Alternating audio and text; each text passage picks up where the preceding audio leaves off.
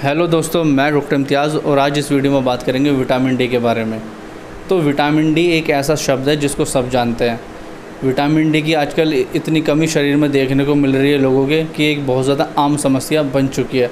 आप अच्छे से जानते हैं कि विटामिन डी नेचुरल तरीके से सूरज की रोशनी से मिलता है, तो शायद इसी वजह से इसको नेचुरल इसकी डेली रिक्वायरमेंट को इसकी पूर्ति करना आसान काम नहीं रह गया है।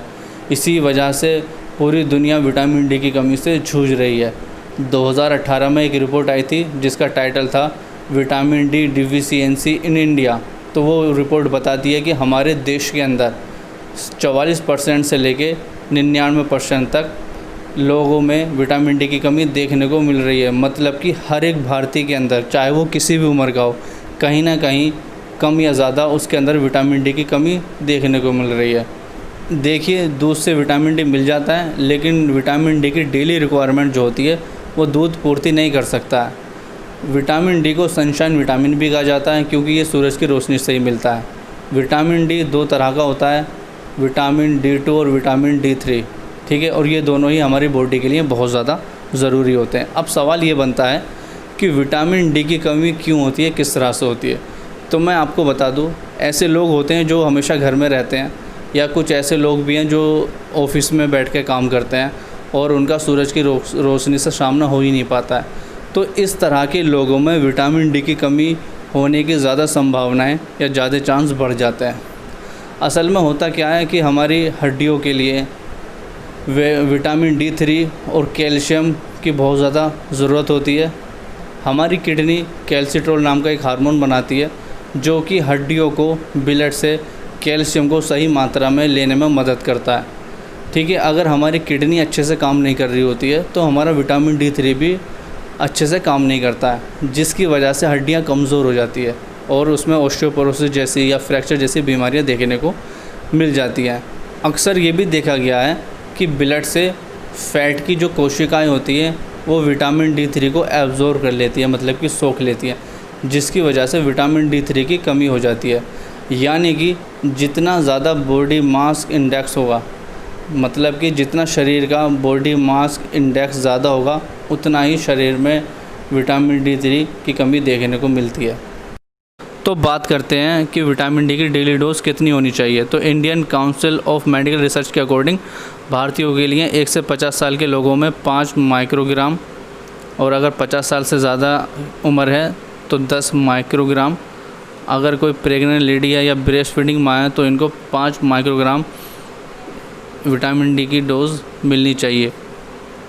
तो अब बात कर लेते हैं सिम्टम्स की, मतलब कि विटामिन डी की कमी में क्या क्या परेशानियां देखने को मिलती हैं। देखिए, बार बार बीमार पड़ना, विटामिन डी की कमी से इम्यूनिटी सिस्टम जो होता है वो कमज़ोर हो जाता है, जिसकी वजह से बार बार सर्दी, खांसी, बुखार या फेफड़ों की बीमारी होने का ख़तरा जो होता है बहुत ज़्यादा बढ़ जाता है। बहुत ज़्यादा थकान महसूस होने लगती है। विटामिन डी की कमी से हमेशा नींद आने लगती है, किसी भी काम को करने में एनर्जी ही नहीं रहती है। कमर होगी, आपकी मसल्स हो गई, हड्डियों में दर्द देखने को मिल जाता है। ऑस्टियोपोरोसिस या फ्रैक्चर जैसी बीमारियां देखने को मिल जाती हैं क्योंकि विटामिन डी की कमी से हड्डियां कमज़ोर हो जाती हैं। कई स्टडीज़ में ये भी बताया गया है कि विटामिन डी की कमी से दिल का दौरा पड़ने की जो संभावना है, जो चांस है वो बढ़ जाते हैं। इसलिए बीपी को हमेशा कंट्रोल में रखें। अगर बात करें कैंसर, तो ये जानकर आप चौंक जाएंगे कि जिन लोगों के ब्लड में विटामिन डी जितना ज़्यादा होता है, कोलन कैंसर होने के चांस उतने ही कम हो जाते हैं उनकी बॉडी में। हेयर लॉस, बालों का झड़ना। बालों का झड़ना मतलब शरीर में विटामिन की कमी होना। विटामिन डी की कमी की वजह से भी महिलाओं के बाल झड़ने की कुछ वजहें देखने को मिली हैं। अगर बात करें डिप्रेशन की, तो देखिए, बहुत सी स्टडीज़ में ये बताया गया है कि विटामिन डी की कमी से डिप्रेशन होता है, स्पेशली एडल्ट्स के अंदर। ऐसा इसलिए हो सकता है क्योंकि ब्रेन टिश्यूज़ के अंदर विटामिन डी रिसेप्टर मौजूद रहते हैं जो कि एक ज़रूरी रोल अदा करते हैं कुछ न्यूरोलॉजिकल और मेटाबॉलिक कंडीशन को रेगुलेट करने के लिए। रिपोर्ट बताती हैं जिन लोगों में एंजाइटी और डिप्रेशन के सिम्टम्स आते हैं, अगर उनको विटामिन डी का सप्लीमेंट दिया जाता है तो उनके मूड में बहुत ज़्यादा इम्प्रूवड देखने को मिलता है।